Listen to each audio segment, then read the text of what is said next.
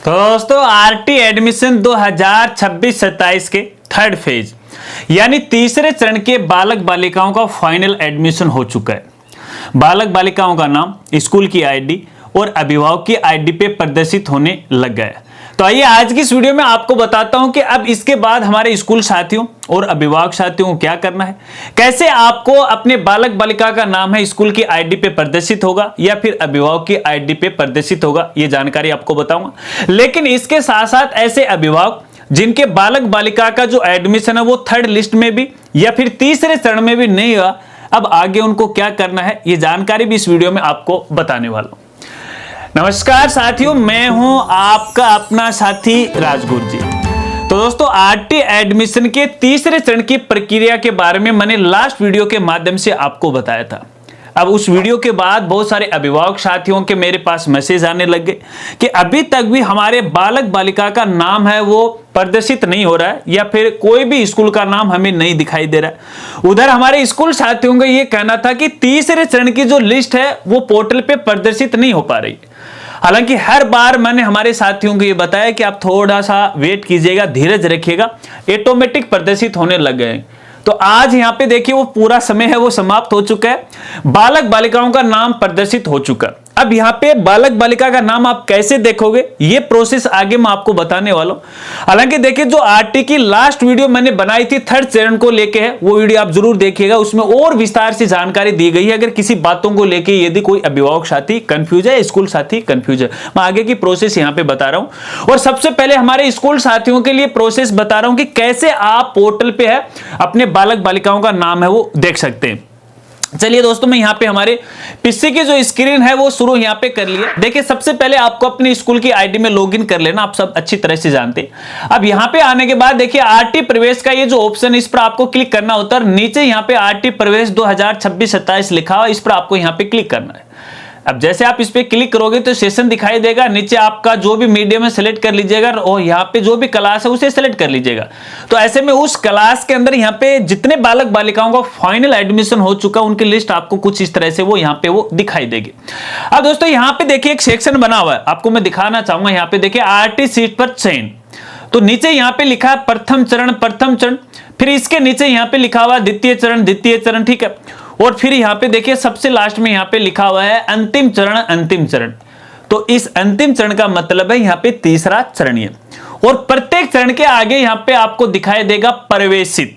इसका मतलब है कि इस बालक बालिका का जो एडमिशन है आरटी के तहत फाइनल हो चुका है। और ये जो बालक बालिका है वो आपके सभी स्टूडेंट की जो लिस्ट होती है उस लिस्ट के बीच बीच में आपको दिखाई देगी संबंधित क्लास के अंदर। अब स्कूल साथियों को क्या करना है, सबसे पहले आपको यहाँ पे इस पे एक नजर डालना है, क्योंकि एडमिशन तो यहाँ पे वो प्रवेशित हो गया, लेकिन आपको एसआर नंबर पे देना है। यदि आपने शुरुआत में गलती कर रखी थी, यहाँ पे इस सेशन का जो फर्स्ट एसआर है उसकी डेटा एंट्री यदि आपने पोर्टल पे नहीं की है तो पोर्टल है ऑटोमेटिक कोई भी एक सीरीज में अपना एसआर नंबर उठा लेगा, ठीक है। और ये बात केवल थर्ड लिस्ट पे लागू नहीं होती है, फर्स्ट सेकंड थर्ड सभी पे यहाँ पे लागू होती है, ठीक है। तो यहां पे आपके एसआर के अंदर कौन सा एसआर चल रहा है नंबर है वो आप चेक कर लीजिएगा। ध्यान रखिएगा, मेरे देखने में यह है कि एसआर के अंदर है जो अपना ऑफलाइन एसआर है वहां पर तो उस एसआर नंबर पे कुछ ही दूसरे बालक बालिका का नाम चल रहा है और पोर्टल पर है जो बालक बालिका वहां पर उसका कोई दूसरा ही एसआर है। तो भैया ये भिन्नता मत रखिएगा, क्रम वाइज चलिएगा, सीरियल वाइज है वो चलिएगा, डेट वाइज है वो चलिएगा, ठीक है ना।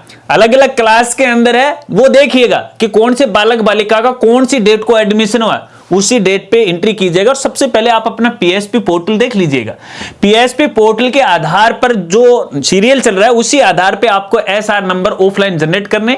अगर यहाँ पे टेम्पोररी अस्थायी बालक बालिकाओं के एसआर नंबर आ गए हैं तो पोर्टल के माध्यम से आपको उसे अपडेट है वो कर देना है। फिलहाल की स्थिति के अंदर अपने जो स्कूल साथी उनको यही काम करना है, बाकी रिकॉर्ड से संबंधित काम उनको कंप्लीट करना है। इसके बारे में यदि आप कंफ्यूज हो तो ज्यादा से ज्यादा यदि स्कूल साथी मुझे कमेंट करोगे तो एक आगे की नई वीडियो में पूरी प्रोसेस मैं आपको बता दूंगा। साथ में कमेंट करते वक्त आपको यह भी बताना है कि आपको क्या जानकारी चाहिए, ठीक है। चलिए अब हमारे जो भी अभिभावक साथी हैं वो कैसे देखेंगे, तो सबसे पहले अभिभावक साथियों को मैं कहना चाहूंगा, देखिएगा मेरे सुनने में ऐसा है बहुत सारे साथी मुझे कमेंट करते हैं कि स्कूल वाले एडमिशन नहीं दे रहे हैं, वो बोलते हैं कि विभाग के पीछे से लिस्ट आएगी। कोई तो 30 मई का नाम ले रहा है, कोई 30 जून का ले रहा है, कोई 1 जुलाई का भी ले रहा है, अलग अलग डेट है वो बताई जा रही है अलग अलग जगह। तो ऐसे में आपको बताना चाहूंगा, चाहे वो स्कूल साथी सुन ले या फिर अभिभावक साथी सुन ले, लिस्ट पीछे से नहीं आती है, ये पोर्टल पे अभी जो मैंने आपको ये लिस्ट दिखाई ना, यही लिस्ट होती है, बाकी अलग से टकाटक चल के वो नहीं आती है। तो कोई स्कूल साथी आपको ये मना कर रहा है तो इस आधार पे उनको बता देना, बाकी फिर भी नहीं समझने की कोशिश करता है तो मेरा हवाला दे देना, हमारी इस वीडियो का लिंक उनके साथ शेयर कर देना कि बोलो कि राजगुरु जी की वीडियो देख लो, आपको समझ में आ जाएगा। अब अभिभावकों को कैसे पता चलेगा वो आपको बता देता हूं, देखिएगा। यहां पे सबसे पहले आपको अपने आईडी के अंदर लॉगिन होना है, जो आपने आरटी का फॉर्म भरा था, फॉर्म नंबर डाल के लॉगिन होना। लॉगिन होने के बाद देखिए कुछ इस तरह का इंटरफेस आपको यहां पे दिखाई देता है, काफी सारे मेनू आपको यहां पे दिखाई देते हैं। मैं तो अभी आपको कंप्यूटर की स्क्रीन पे साथ साथ में दिखा रहा हूं, अगर मोबाइल स्क्रीन पे आप देख रहे हो तो मोबाइल की जो स्क्रीन है ब्राउजर के अंदर यदि आप ओपन कर रहे हो तो यहां पे ब्राउजर की सेटिंग में जाकर के डेस्कटॉप मोड ऑन कर लेना, ठीक है। उसके बाद आपकी सही स्क्रीन दिखाई देगी। तो यहां पे देखिए डैशबोर्ड बाय डिफॉल्ट ये जो ऑप्शन है ये आपको दिखाई देता है, और यहां पे हर एक स्टेप के आगे देखिए यहां पे ग्रीन गुड मार्क है वो लगा हुआ है, इसका मतलब है ये काम कंप्लीट हो चुका है। ग्रीन का मतलब तो चलना ही होता है, आपको पता फाइनल होता है। और सबसे लास्ट में आपको यहां पे दिखाई देता है स्कूल में प्रवेश, और यहां पर भी देखिए ग्रीन गुड का मार्क है, इसका मतलब फाइनल हो गया। लेकिन यहां से अपन ये अनुमान नहीं लगा सकते कि इस बालक बालिका का एडमिशन कौन सी स्कूल में हुआ। क्यों? क्योंकि आपको पता है कि हमने शुरुआत के अंदर केवल एक स्कूल में रिपोर्टिंग की थी और हमने 5 स्कूलों में एक साथ नाम दिया था, लेकिन रिपोर्टिंग एक में की थी। लेकिन पहले चरण में एडमिशन नहीं हुआ क्योंकि सीट नहीं थी स्कूल में नॉन आरटी की, दूसरे में भी नहीं हुआ। तो अब यहां पे पोर्टल ने क्या किया, जिस स्कूल के अंदर नॉन आरटी की सीटें खाली थी या आरटी की सीटें खाली थी, उस आधार के ऊपर है जिस स्कूल में आपने रिपोर्टिंग नहीं की है उसमें भी यहां पे एडमिशन वो कर दिया। अब इसको वेरीफाई करने का एक तरीका है, वो देख लीजिएगा। तो यहां पे देखिए ऊपर ये जो मेनू देख रहे हैं ना, कोई भी मेनू पे क्लिक कर दीजिएगा। क्लिक करने के बाद यहां पे देखिएगा आपको राइट साइड के अंदर है आवेदन स्थिति का एक ऑप्शन दिखाई देगा। ऐसे नहीं दिखाई देगा ये, अगर आप डेस्कटॉप पे सॉरी डैशबोर्ड पे क्लिक करोगे तो तब नहीं दिखाई देगा, किसी एक मेनू पे आप क्लिक कर लीजिएगा, ठीक है, ये दिखाई देगा। जब आप इस पे क्लिक करोगे तो यहां पे एक नया पॉपअप निकल के आएगा, और यहां पे देखिएगा कौन सा कार्य आपने कब किया, उसका नाम आपको दिखाई देता, उसकी डेट आपको यहां पे दिखाई देता, क्या क्या कार्य किया था। और सबसे लास्ट में आना है जी, और सबसे लास्ट में यहां पे देखिए आपको एक स्कूल का नाम है वो दिखाई देगा। अगर यहां पर आपकी स्कूल का नाम दिखाई दे रहा है तो आपके बालक बालिका का उसी स्कूल में फाइनल एडमिशन हो चुका है, ठीक है। स्कूल वालों को ये स्क्रीनशॉट दे देना, अगर वो यहां पे मना करते हैं कि भैया एडमिशन हुआ ही नहीं तो ये बता देना, और जो पीछे मैंने प्रोसेस बताई है वो आप बता देना, वो आराम से वो समझ जाएंगे, ठीक है। बस अभिभावकों को ये काम करना है। अब इसके बाद अभिभावकों को क्या करना है, जब फाइनल एडमिशन हो जाता है तो दस्तावेज है आपको संबंधित स्कूल में जमा करवाना है।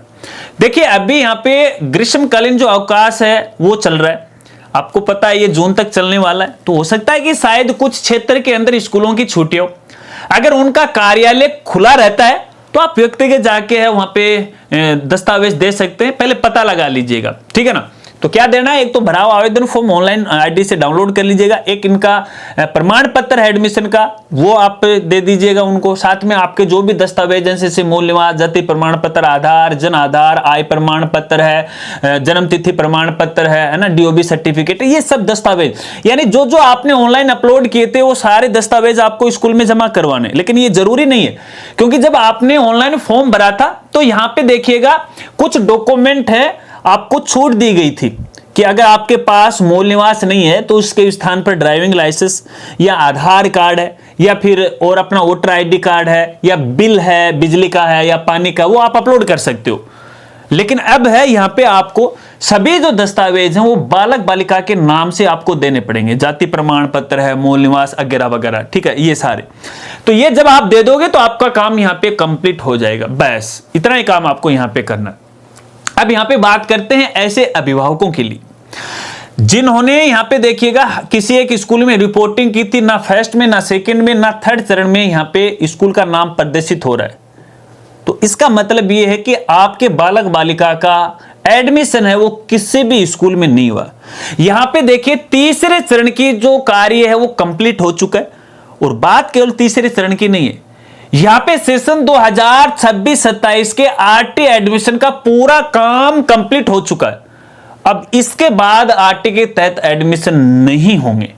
तो अब क्या करना है? करना कुछ नहीं भैया, अपने बालक बालिका को नॉन आरटी के क्लास में है पढ़ाई करवा दो, अन्यथा आपके बच्चे का भविष्य खराब हो सकता है यदि आप आरटी एडमिशन के चक्कर में पड़े रहे। आपको मैं यह भी बताना चाहूंगा, देखिए इस बार यहां पे 1 अप्रैल से शैक्षणिक सत्र वो शुरू हुआ है, तो जल्दबाजी हुई है। बहुत सारे जो बालक बालिका हैं वो किसी दूसरी स्कूल में जाना चाहते थे या नहीं जा पाए हैं, किसी की टीसी जारी नहीं हुई, कई कारण ऐसे यहां पे हो सकते हैं। तो ऐसे में स्कूल वाले ने पीएसपी पोर्टल पे डेटा एंट्री नहीं की, और जब स्कूल पोर्टल पे डेटा एंट्री नहीं होगी तो नॉन आरटी का पता कैसे चलेगा पोर्टल को कि कितने बच्चों का एडमिशन इस स्कूल में? तो शायद यहां पे ग्रीष्मकालीन अवकाश के दौरान या फिर उसके बाद, जैसे जुलाई के अंदर है, अगर सेशन दोबारा यहां पे चालू होता है, जून के लास्ट में यहां पे चालू हो जाएगा, अगर सरकार शिक्षा विभाग के कोई संज्ञान में आता है और उसमें कोई छूट या अनुमति दी जाती है दोबारा से, तो जैसे कोई अपडेट आएगा तो उस अपडेट के बारे में मैं आपको जरूर जानकारी दूंगा हमारे सोशल मीडिया के माध्यम से, और खास तौर पे हमारा जो फेसबुक पेज है राजगुरुजी राज है उस पर मैं जरूर दूंगा, ठीक है। अन्यथा ये काम यहाँ पे कंप्लीट हो चुका है, अब आपको इधर उधर भटकने की आवश्यकता नहीं है। बाकी जिनका एडमिशन हो चुका है वो अपने बालक बालिकाओं को रेगुलर स्कूल में भेजेगा, लेकिन फिलहाल छुट्टियां भी चल रही हैं, कुछ गर्मियों के अंदर जो स्कूल वाले हैं स्कूलें चला भी रहे। यार अपने राजस्थान के अंदर इतनी तेज गर्मी, इतनी लू चल रही है, आपको पता है, एसी फेल है, कूलर फेल है, पंखे फेल है, और इस तेज धूप के अंदर बालक बालिकाओं को आप स्कूल में भेज रहे। नहीं गुरुजी, वो स्कूल वाले बोल रहे हैं कि आपके बच्चे का कोर्स पीछे रह जाएगा। अरे भैया 1 से 8 तक कोई कोर्स का कोई मतलब नहीं रहता है। अगर पीछे रह जाएगा तो इसका मतलब नहीं कि बालक बहुत पीछे रह जाएगा, नहीं, कोई फर्क नहीं पड़ेगा, चिंता मत कीजिएगा। जो बोर्ड कक्षा है उन पे ज्यादा फोकस कीजिएगा, तब तक बच्चे को खुला और आजाद घूमने दीजिएगा। बाकी स्कूल वालों को बोल दीजिएगा भाई इतनी तेज धूप में हम स्कूल नहीं भेज सकते हैं, ठीक है, अन्यथा आप अपने बेटी या बेटा से हाथ धो बैठोगे। बाकी आपकी मर्जी, आप क्या करना चाहो इसमें। मैंने तो मेरी जो राय वो आपके साथ शेयर की, आप क्या करना चाहते हो वो कर लीजिएगा, मैं आपके बीच में अपवाद नहीं बढ़ना चाहता हूं। आशा रखता हूं अब आप अच्छी तरह से वो समझ गए। अगर वीडियो जानकारी आपको अच्छी लगी तो लाइक कीजिएगा और अपने दोस्तों के साथ जरूर शेयर कीजिएगा। मिलते हैं फ्रेंड्स अगली एक नई वीडियो के साथ, नई अपडेट के साथ, तब तक के लिए जय हिंद, जय भारत।